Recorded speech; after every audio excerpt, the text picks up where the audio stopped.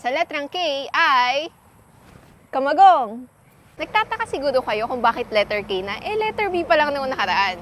Narealize ko kasi na dapat abacada ng Philippine native trees ang tawag dito para mas Pilipino. Kaya ang susundin natin ay abacada. Okay? Okay. So itong kamagong o Diospyros blancoi ay isang uri ng ebony tree. Sinasabing ebony dahil ang kahoy nito ay maitim, tapos matibay na madalas gamitin sa paggawa ng furniture. Bukod sa furniture, popular rin na ginagamit ang kamagong paggawa ng musical instruments, particularly ng mga gitara. Ginagamit din ito sa paggawa ng mga baston sa arnis. Ang dahon naman ng kamagong ay manipis na mahaba na paoblong, tapos makintab na green sa ibabaw. Sa ilalim naman, mapusyaw na green.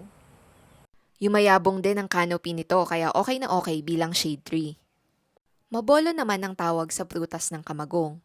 Velvet apple sa English, ang mabolo ay orange-brown at mabuhok ang balat. Nakakain ito basta babalatan kasi mangangati ka pag hindi.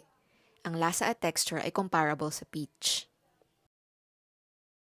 Bukod sa Pilipinas, native din sa Taiwan at Borneo ang kamagong.